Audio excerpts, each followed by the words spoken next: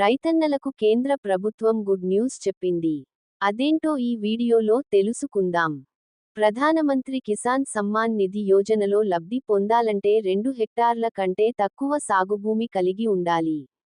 అంతేకాదు ఈ కేవైసీతో పాటు భూ రికార్డులు వెరిఫికేషన్ పూర్తి చేసి ఉండాలి. ఇది కాకుండా మీ ఆధార్ కార్డు, బ్యాంకు ఖాతాకు లింకు చేసి ఉండడం తప్పనిసరి. ఈ పథకానికి ప్రభుత్వ ఉద్యోగులు అనర్హులు. ఇది మాత్రమే కాదు, ప్రతి నెల 10,000 కంటే పైగా పెన్షన్ తీసుకుంటున్న వాళ్లు కూడా పీఎం కిసాన్ నిధి యోజనకు అర్హత కాదు. ఇక ఈ పథకానికి రైతుగా ఉండి ఐటీఆర్ ఫైలింగ్ చేస్తున్న వాళ్లు కూడా లబ్ధి పొందలేరు. ఒకవేళ మీరు పథకాన్ని అర్హులైన మీ పేరు పీఎం కిసాన్ నిధి పథకంలో లేకపోతే దగ్గరలో ఉన్న కామన్ సర్వీస్ సెంటర్ (సిఎస్సి) సెంటర్ వెళ్లి వివరాలు తెలుసుకోవచ్చు. లేకపోతే అగ్రికల్చర్ డిపార్ట్మెంట్లో అధికారులను సందర్శించి వివరాలు తెలుసుకోవచ్చు.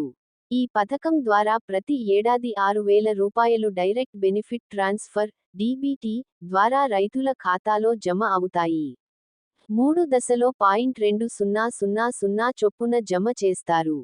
ఇప్పటివరకు 19వ విడత నిధులు మంజూరు చేసిన కేంద్ర ప్రభుత్వం వచ్చే నెలలో 20వ విడత నిధులు మంజూరు చేయనుంది. అయితే ఈ పథకానికి అర్హత సాధించాలంటే ఈ జూన్ నెల ముందుగానే ఈ కేవైసీ పూర్తి చేసుకోవాలి. మీరు బెనిఫిషియరీ లిస్టులో మీ జాబితా తెలుసుకోవాలి అంటే అధికారిక వెబ్సైటు pmkisan.gov.com లో బెనిఫిషియరీ లిస్ట్ ఎంపిక చేసుకొని అందులో ఫార్మర్ కార్నర్ ని క్లిక్ చేయాలి. ఆ తర్వాత మీ రాష్ట్రం, జిల్లా, గ్రామం ఎంపిక చేసుకొని గెట్ రిపోర్ట్ పై క్లిక్ చేస్తే స్క్రీన్ పైన జాబితా కనిపిస్తుంది.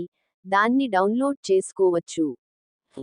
పీఎం కిసాన్ నిధి యోజన కొన్ని కోట్ల మంది రైతులకు ఆర్థికంగా ఆదుకుంటుంది. అంతేకాదు కొత్త టెక్నాలజీ, ఉత్పత్తిని పెంచడానికి ఇది ఎంతగానో ఉపయోగకరం. ఇక రానున్న కాలంలో ఫార్మర్ ఐడి కూడా పరిచయం చేయనుంది కేంద్ర ప్రభుత్వం. తద్వారా ఈ కేవైసీ మళ్లీ చేసుకోవాల్సిన అవసరం ఉండదు.